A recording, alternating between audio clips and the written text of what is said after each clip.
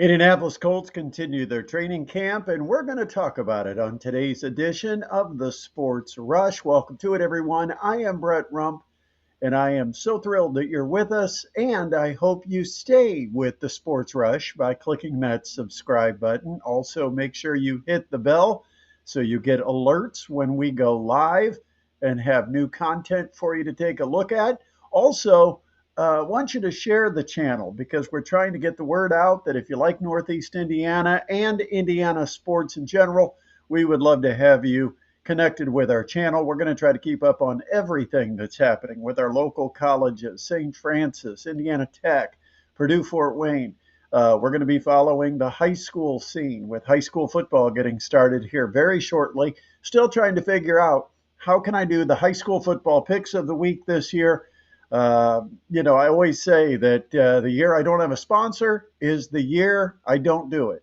And yet everybody tells me you have to do it. Well, it is a very time consuming project. Let's put it that way. And, I've got such a good record on the line. And so I don't want to ruin my outstanding performance in the high school football picks of the week over the last 14 years. I've actually done the picks for what has it been? 8 years, 9 years. But anyway, we'll see. Maybe we'll figure out a way to do it here on the YouTube channel. But we've got high school football. We've got, of course, plenty going on with the NFL and the Indianapolis Colts and the quarterback battle between Anthony Richardson and Daniel Jones. It continues. Right now, it seems to me that if you wait it out, it's like 52 to 48% advantage Anthony Richardson. That's what they've looked like on the field.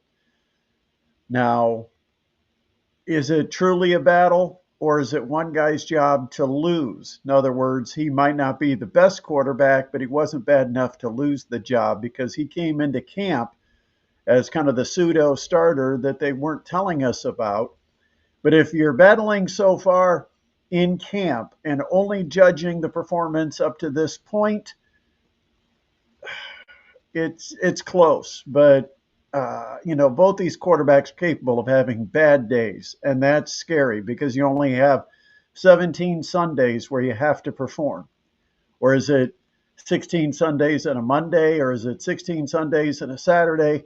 Whatever it is, it's 17 game days that you have to perform. You can't waste too many of those having bad days. So we'll see where that progresses. But big news from the Indianapolis Colts, and it was released late last night after Bernhard Raimann went on 107.5, The Fan, down in Indianapolis, and said that he felt like the Colts and his side or agent were pretty far apart on getting some type of contract extension. Lo and behold, within a week, we've got a contract extension, and it's big dollars. It is $100 million going to Bernhard Raimann over the next 4 years, and that's 25 mil a season, and 60 million of it is guaranteed. So the Colts have locked up their left tackle. And I tell you what, left tackles don't grow on trees, especially good ones. And Raimann has done a pretty nice job at left tackle. I mean, again, the money is always going to be more than you probably think it should be. But it's a futures contract, and you don't know what the money is going to be in 4 years. That's the thing that's been talked about with Jerry Jones down in Dallas, that if he would sign everybody when they're eligible to be signed for extensions and new contracts, he probably would have saved a ton of money.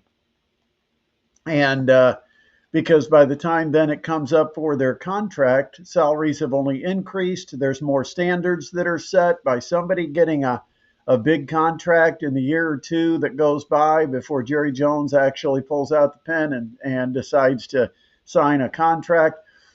And so the Colts are getting it done early, still giving pretty good money of $25 million. That'll make him, I think, the sixth highest paid left tackle in the National Football League. That's real dollars, and that's a real investment for the Colts in their offensive line, which they probably needed to make that investment because losing Ryan Kelly, losing Will Fries, they've got a couple of guys in that offensive line that they're replacing. They're going to be replaced by low salary guys, guys on rookie deals or on lower salaries. And so, you probably had a little bit of money to spend, and they decided to lock up the two tackles, Braden Smith on one side, and now you've got Bernard Ryman on the other side. Big news for the Indianapolis Colts. And of course, it will be fascinating to see under Jim Bob Cooter and Shane Steichen what this offense does with what I think is going to be a decent offensive line. I don't think they've got a weak spot. A couple of strong spots, but Quentin Nelson hasn't been as good the last couple of years as he was early on. And I don't know if teams have figured out his style or tried to figure out how to confuse him at the line of scrimmage. Seems like he whiffs on blocks. Seems like he has far too many false start penalties. But he's got to be the anchor. He's got to be the best offensive lineman, undisputed, no question about it. He's got to have a big season because now the middle of that offensive line, you're going to have two of the three that are lining up between the tackles that are going to be new starters. And so Quentin Nelson's got to be the one guy that does his job, or it could be problems up the middle for the Indianapolis Colts. All right, so the Indiana Fever, they got a couple of days off after beating Chicago on the road. Now they come back home. They'll take on the Mercury. And the Mercury have a very interesting and difficult schedule. I mean, in the last 2 weeks, they've played the New York Liberty. They've played the Minnesota Lynx. They've played the Atlanta Dream. Those are all teams that, with them, are in the top four in the league. And then you've got the Fever, who are number 6 in the league. And Phoenix will roll into Indianapolis for a game coming up tomorrow night. And I don't think we'll see Caitlin Clark. She'll be out probably for the next couple of weeks. But this is a big stretch for the Fever. And they've got to take care of business against the Mercury, who have a pretty good record, but when they've gone up against the best teams in the league, they have struggled. Lynx, Liberty, Dream, those are the types of teams that they have struggled with. And so the Fever have to try to take care of business on their home floor, even without Caitlin Clark. But the Mercury, they're going to go on after Indianapolis. They'll stay on the road. I mean, they've already had 2 road games. They already had 2 road games coming in, and now they'll hit the road after they take on the Fever. And they go, I believe it is to Atlanta, and then they'll go to Chicago to take on the Sky before they get back home. It's a 5-game road trip, so it's a pretty healthy road trip for the Mercury. And then they'll get home for 4 straight games. But right now, the Fever in a pivotal stretch here with a couple of games over 500, trying to position themselves for the playoffs. And wins only allow them to extend the rest period for Caitlin Clark to get her 100% healthy. Last night, devastating news. Just one of those gut punches. And we've had a few of them over the last week and a half.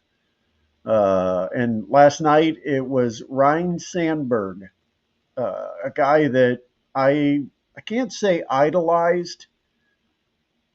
My favorite player in Major League Baseball growing up was Johnny Bench. I dreamed of being a catcher like Johnny Bench. And then I got to be about 9 years old. I was trying to catch in Little League, started to get some sore knees, and the doctor said he's got a choice. He can continue to catch now and he won't walk later, or he needs to get out from behind the plate. Guess my body and my knees just were not made to be a catcher. And I wasn't necessarily a second baseman either, but Ryan Sandberg's one of those players that you you just really enjoyed watching. Played the game the right way, always played with 100% effort, never took a day or a play off, um, had a calm demeanor. I mean, he was a competitor, but he just had a likable personality, a guy that you just thought, boy, that's the kind of player I want to be. Somebody who's seen as a good sport, but yet the ultimate competitor, great defensive player, could do everything on the baseball field. I mean, he could slap the ball for a hit the opposite way. He could drive it for power on the pull side. Second baseman covered a lot of ground, perfected that one hop throw to first. Just an outstanding player and one of the real sports icons in Chicago. In fact, it would be very interesting. We should talk about this sometime, or maybe even have you weigh in on the comments. Sports icons, Mount Rushmore. Of course, such a crutch. I hate doing Mount Rushmores. Here I am doing a Mount Rushmore. But if you had a Mount Rushmore in Chicago, I mean, you've got two names that have to be on that mount: Michael Jordan and Walter Payton. Okay, they're a lock. No disputing that. If anybody has a Mount Rushmore that doesn't include either one of those two guys, go leave your comment somewhere else. Really. But then after that, Ernie Banks, um, who would be the legends, the four legends, the icons of Chicago sports? Give me your thoughts. Does Rhino get consideration on a Mount Rushmore?